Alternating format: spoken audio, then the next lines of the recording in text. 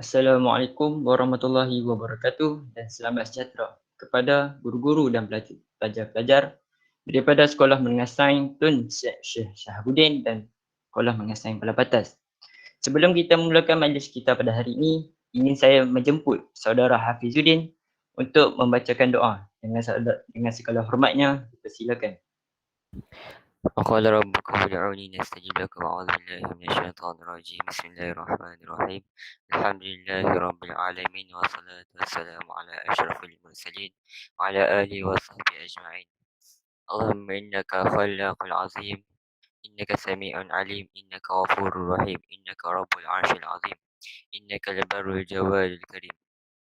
Ya Allah, Engkaulah yang mempunyai segala kepujian, Engkaulah yang berhak menerima segala kepujian, Engkaulah yang berhak menerima segala kesyukuran, Engkaulah yang memiliki segala pemerintahan.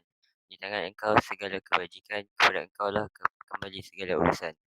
Allahumma ya Karim ya Rahim, cucurilah rahmat dan rahimmu ke atas majlis program kolaboratif tingkatan 4 bersama Sekolah Menengah Sains Kepala Batas dan Sekolah Tun Syekh Shahabuddin yang diadakan pada hari ini. Berkatilah ia dari awal hingga akhirnya. Ya fa'alul lima yurid, kami juga memohon perlindungan daripadamu dari segala perkara yang boleh mencacat celakakan majlis kami dan daripada segala perkara yang melalaikan kami dari berbuat taat kepadamu. Kepadamu juga kami serah segala urusan kami. Rabbana alaik tawakkalna wa alaika anabna wa alaikal masir. Rabbana atina fid dunya hasanah wa fil akhirati hasanah wa qina adzaban nar. Sallallahu ala sayyidina Muhammad wa ala alihi wa sahbihi wasallam. Subhana rabbika rabbil izzati amma yasifun wa salamun ala mursalin walhamdulillahi rabbil alamin. Amin amin ya rabbal alamin. Dengan habisnya bacaan tadi, saya akan meneruskan pembentangan pada hari ini yang bertajuk Bab 5 tingkatan 4 biologi, iaitu metabolisme dan enzim. Okey, apakah yang kita perlu tahu metabolisme ni? Metabolisme ni ialah kesemua tindak balas kimia yang berlaku dalam organisma hidup. Organisma hidup ni seperti manusia, haiwan dan sebagainya. Okey, contohnya penukaran makanan kepada tenaga ATP. Kalau kita ingat balik, organ yang terlibat menukarkan makanan kepada tenaga ATP ialah mitokondria. Yang seterusnya, pembentukan karbohidrat, contohnya pokok padi, membuat proses fotosintesis untuk menghasilkan butir-butir padi. Seterusnya, protein, lipid dan asid nukleik. Seterusnya, kita akan meneruskan jenis-jenis metabolisme dalam sel. Terdapat dua jenis metabolisme dalam sel, iaitu katabolisme dan anabolisme. Kita akan teruskan dengan katabolisme. Katabolisme ni secara ringkasnya proses penguraian bahan daripada bentuk yang kompleks kepada bentuk yang ringkas. Maksudnya di sini, daripada bentuk yang besar, bila kita nak uraikan kepada bentuk yang kecil. Itulah maksud senang nak faham ya. Okay, sebelum tu, tindak balas ini akan membebaskan tenaga. Okay, contohnya, penguraian glukosa semasa respirasi sel untuk penghasilan tenaga. Okey, contohnya di sini substrat A akan menguraikan dan akan menghasilkan dua produk B dengan C ni. Contoh di sini saya ambil maltosa, dia akan menguraikan menjadi glukosa tambah glukosa. Seterusnya anabolisme. Anabolisme ni proses sintesis molekul kompleks daripada molekul ringkas. Tindak balas ini menggunakan tenaga. Proses sintesis ni maksudnya dia membentuk ataupun dia mencantumkan balik daripada molekul ringkas kepada molekul kompleks. Maknanya daripada kecil dia akan cantum dan menjadikan molekul kompleks. Contohnya penghasilan glukosa semasa fotosintesis. Contohnya macam pokok padi tadi. Pokok padi akan menjalani proses fotosintesis dan akan cantumkan punya hasil tu dan menjadikan butir-butir padi. Okey. Contoh di sini substrat A akan bercantum dengan substrat B dan akan menjadi produk iaitu C, molekul yang kompleks. Contohnya di sini seperti glukosa tambah glukosa dia akan menjalani proses sintesis dan akan menjadi maltosa. Seterusnya kita akan pergi pula kepada enzim. Apakah itu enzim? Enzim ni makin organik yang kebanyakannya dibina daripada protein dan dihasilkan oleh organisma hidup. Makin organik ni maksudnya dia mencepatkan proses tindak balas kimia dalam dalam organisma hidup tu. Enzim ni selalunya dibuat daripada protein. Protein tu dibuat dijalankan di ribosom dan terdapat di jalinan endoplasma kasar. Contohnya di sini kita ada enzim dan substrat. Enzim dan substrat akan bergabung dekat tapak aktif iaitu di sini dan akan menjadi kompleks enzim substrat dan akan menghasilkan dua produk ni. Seterusnya penamaan enzim. Penamaan enzim ni dia ada nama juga sendiri. IUPAC memperkenalkan nama enzim berdasarkan substrat pada tahun 1960.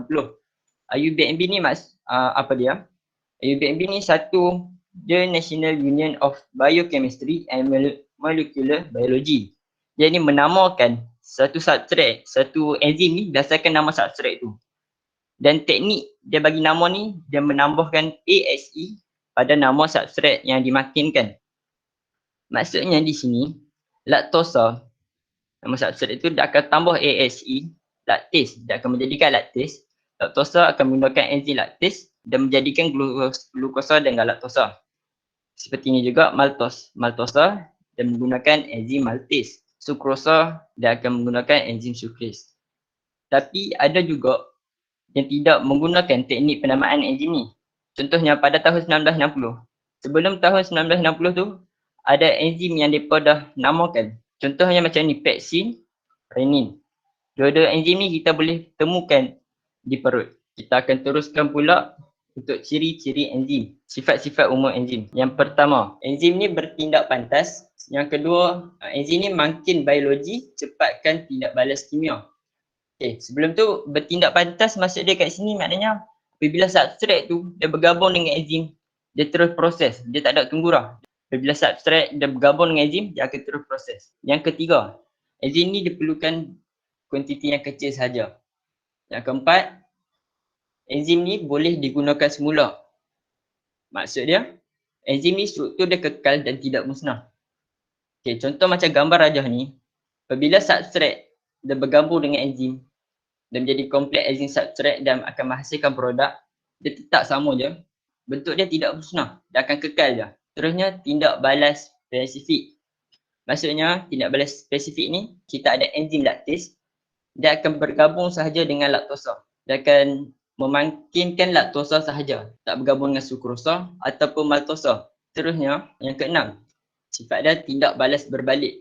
Maksudnya tindak balas berbalik ni, maltosa akan menggunakan enzim maltase, dia akan menghasilkan glukosa tambah glukosa. Okay, contohlah, kalau glukosa tu dah tak diperlukan oleh badan, dan maknanya cukup dah dia nak tukarkan kebalik pada maltosa, dia akan glukosa campur glukosa, dia akan menggunakan juga enzim maltase, dia akan bertukar kepada maltosa balik. Seterusnya, perencat. Perencat boleh perlahankan atau menghentikan aktiviti enzim. Okay, contoh perencat ni ialah plumbum dan merkuri. Plumbum dan merkuri ni ialah logam-logam berat. Contohnya kat sini, kita ada enzim sukrase. Enzim sukrase ni biasanya dia akan bergabung dengan substrat sukrosa. Dia akan menjadi kompleks sukrase sukrosa dan akan menghasilkan glukosa dan fruktosa. Tapi kat sini tiba-tiba ada merkuri datang sini, dia akan bergabung. Bentuk perencat ni selalunya dia akan nak dekat sama dengan substrat yang sepatutnya bergabung dengan enzim ni. Contoh merkuri, dia akan bersaing dengan sukrosa ni dan substrat ni akan bergabung dengan enzim dan proses untuk menukarkan glukosa dan fruktosa tu tidak dapat dijalankan. Okay, seterusnya, sesetengah enzim perlukan kofaktor seperti vitamin B dan air magnesium. Contohnya setengah enzim ni perlukan vitamin B ataupun air magnesium untuk menjalankan proses dia. Kalau tak ada kofaktor ni, dia tak boleh jalan dengan lebih berkesan. Seterusnya adalah mekanisme tindakan enzim iaitu hipotesis mangga dan kunci. Seperti yang kita dah didedahkan, kebanyakan enzim adalah protein kompleks yang terdiri daripada rantai polipeptida yang berlipat menjadi bentuk 3 dimensi. So bentuk 3 dimensi ni adalah bentuk yang mempunyai tapak aktif yang mempunyai konfigurasi spesifik dan saling berpelengkap dengan molekul substrat yang spesifik. Penggabungan molekul substrat pada tapak aktif enzim ni sangat spesifik seperti gabungan mangga dan kunci. So kenapa mangga dan kunci? Sebab macam yang kita tahu, kita anggap mangga tu adalah Mangga tu adalah enzim dan substrat adalah kunci. So enzim ni mempunyai tapak aktif yang sangat spesifik, and hanya substrat yang mempunyai bentuk berpelengkap sahaja boleh bergabung dengan dia. Macam dekat darjah bawah tu, substrat yang spesifik menghampiri enzim. Seterusnya substrat bergabung dengan tapak aktif membentuk kompleks enzim substrat, dan akhir sekali tindak balas akan berlaku di mana produk akan terhasil. Produk kemudiannya akan meninggalkan tapak aktif setelah tindak balas selesai.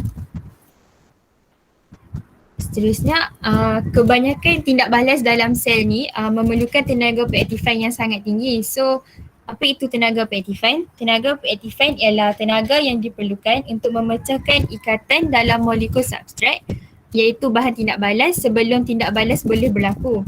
So, apa function enzim dekat sini? Function enzim adalah untuk mengurangkan tenaga pengaktifan tu supaya kadar tindak balas biokimia dalam sel dapat dipercepatkan. Macam dekat graf di bawah, yang line color biru tu adalah tindak balas dengan tindak balas tanpa enzim, and line color merah tu adalah tindak balas dengan enzim. So kita boleh nampak yang tindak balas dengan enzim ni lebih cepat daripada tindak balas tanpa enzim. So terbuktilah dekat sini yang enzim tu berfungsi untuk mempercepatkan tindak balas biokimia. Okey, seterusnya kita teruskan dengan mekanisme tindakan enzim dan perubahan faktor kesan suhu. Okey, seperti yang kita lihat di sini, nombor 1, pada suhu 0 darjah Celsius yang rendah, kadar tindak balas yang dimakinkan enzim adalah rendah. Kemudian apabila suhu meningkat, frekuensi pelanggaran berkesan akan meningkat. Maksud frekuensi pelanggaran berkesan ni ialah tenaga kinetik molekul substrat dan enzim. Dan setiap kenaikan suhu sebanyak 10 darjah Celsius, kadar tindak balas antara enzim dan substrat meningkat 2 kali ganda hingga mencapai suhu optimum. Yang kedua, kalau boleh kita lihat dalam graf ni, suhu optimum merupakan tahap maksimum yang boleh dicapai oleh tindak balas enzim. Yang ketiga, selepas capai suhu optimum, sekiranya ada lagi peningkatan suhu, maka dia akan mengurangkan aktiviti enzim dengan cepat. Maksudnya dia akan berkurang sampai aktiviti enzim berhenti pada suhu 60 darjah Celsius. Ini sebab apa? Waktu 60 darjah Celsius ni, enzim ni dia dikatakan ternyah asli pada suhu yang tinggi, disebabkan oleh ikatan kimia dalam molekul enzim terputus pada suhu yang tinggi. Kemudian contoh yang saya boleh bagi dalam ni, bentuk 3D enzim tidak dapat dikekalkan, tapak aktif enzim berubah dan substrat tidak dapat berpelengkap dengan tapak aktif enzim. Seterusnya, mekanisme tindakan enzim dan perubahan faktor kesan pH. Yang pertama, kalau kita lihat dalam graf ni, aktiviti enzim dipengaruhi oleh pH larutan persekitaran. Semua enzim ni dia bertindak paling berkesan pada pH optimum. Kemudian enzim pepsin bertindak balas pada pH berasid. Maksudnya pH berasid ni pH yang optimum lah bagi pepsin.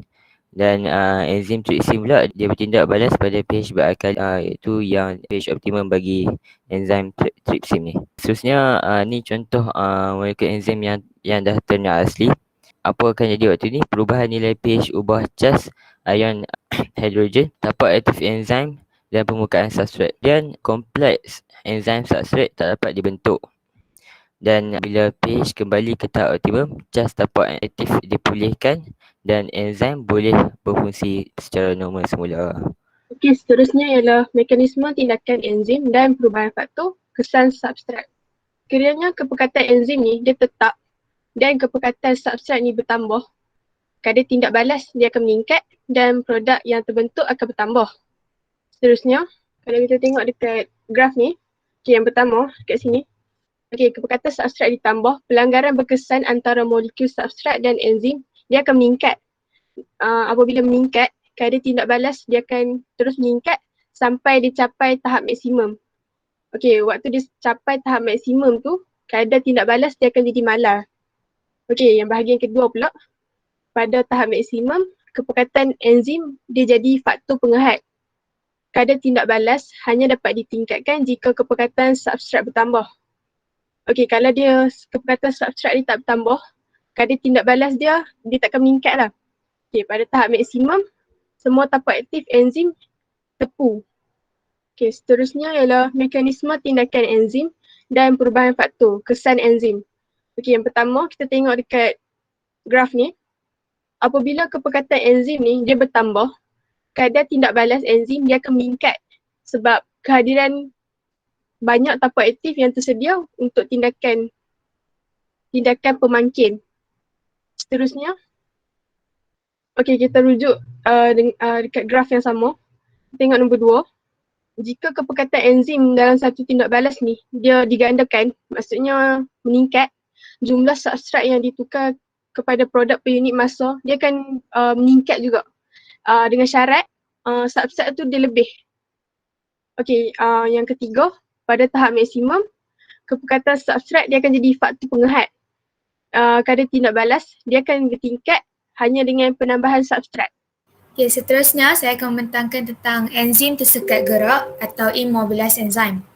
Okay, enzim tersekat gerak merupakan enzim yang bergabung dengan bahan yang lengai dan tidak larut seperti kalsium alginate untuk meningkatkan rintangan enzim terhadap perubahan faktor seperti pH dan suhu. Molekul enzim ini akan kekal pada kedudukan yang sama sepanjang tindak balas pemangkinan atau katalis yang merupakan proses mempercepatkan tindak balas enzim dan kemudahannya mudah dihasilkan daripada hasil. Teknologi ini dikenali sebagai teknologi imobilisasi enzim dan digunakan dalam pelbagai aplikasi industri.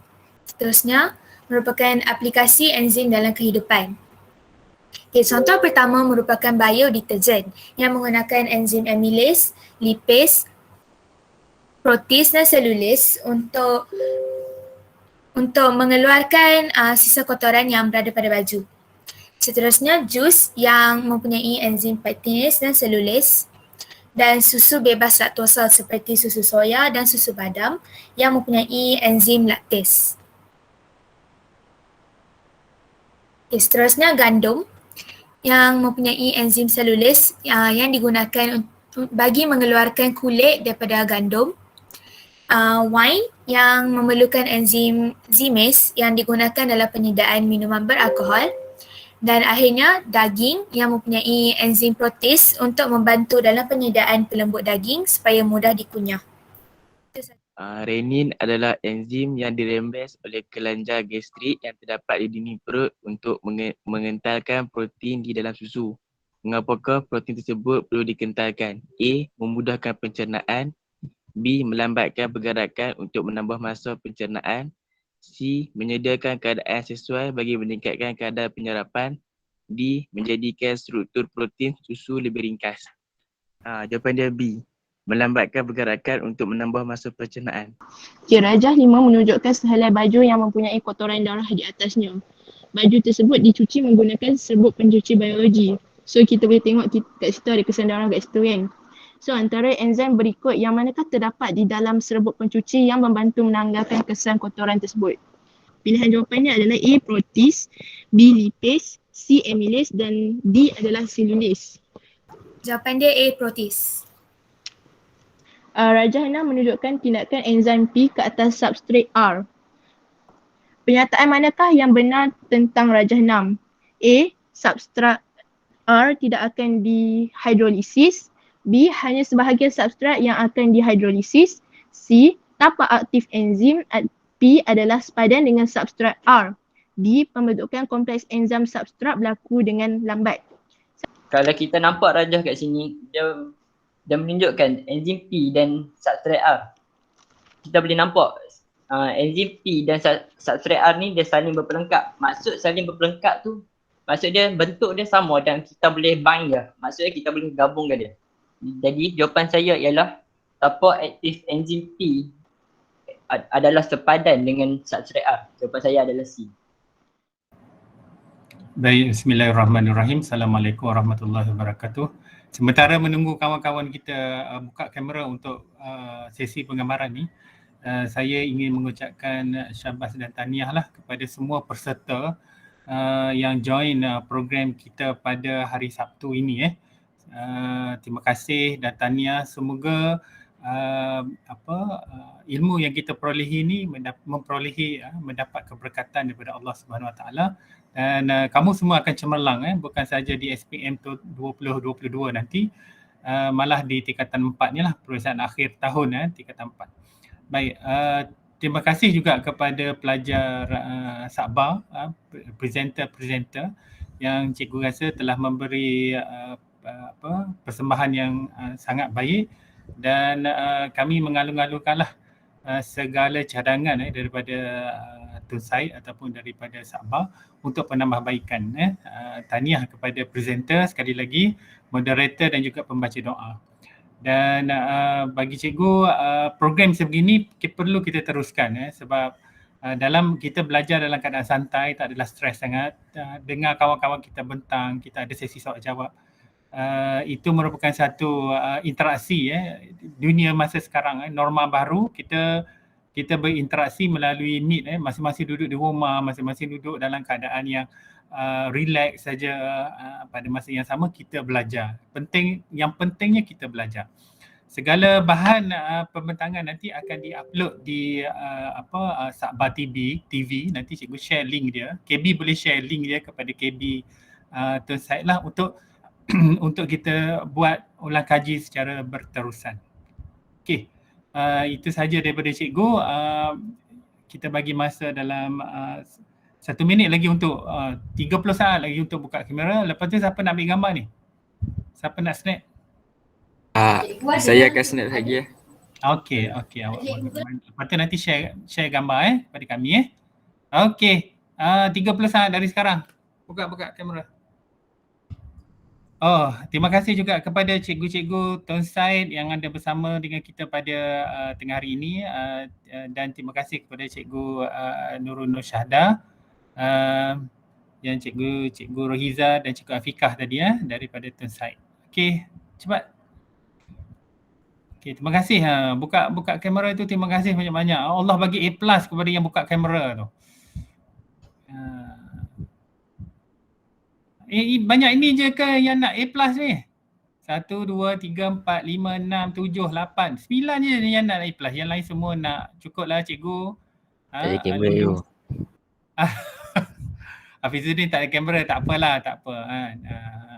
Sebab cikgu doakan siapa yang buka kamera, siapa yang bergambar dengan kita tengah hari ni, cikgu doakan semua dapat A+. Khususnya biologi. Okey, apa nak malu-malu kan? Sekolah sains dengan sekolah Tun Said ni abang adik je. Kalau awak duduk di harian, awak takkan merasa program-program yang sebegini. Kan? Tak adanya cikgu-cikgu nak buat. Kalau nak buat pun tak ada pelajar akan joinnya. Kan? Kelas pun tak masuk. Tapi Tun Said dengan sekolah sains Sabah boleh buat. Ini saja. Okey, tak apalah. Amir ke Aiman yang nak ambil gambar ni? Amir. Amir cikgu. Amir, okey Amir. Baguslah Amir. Okey, saya akan mulakan sesi penggambaran. Okey, semua ready ya? 1, 2, 3. 1, 2, 3. Okey. Terima kasih Amir, terima kasih. Terima kasih juga Mak Hafizuddin, cikgu tak familiar ni nama siapa ni sebab cikgu tak ajar, dan semua-semualah yang terlibat untuk hari ni. Terima kasih semua, terima kasih. Assalamualaikum warahmatullahi wabarakatuh. Ni dari Sekolah Sabah. Cikgu Afikah. Okey, silakan. Terima kasih. Sama. Okey, terima kasih cikgu, terima kasih. Sama.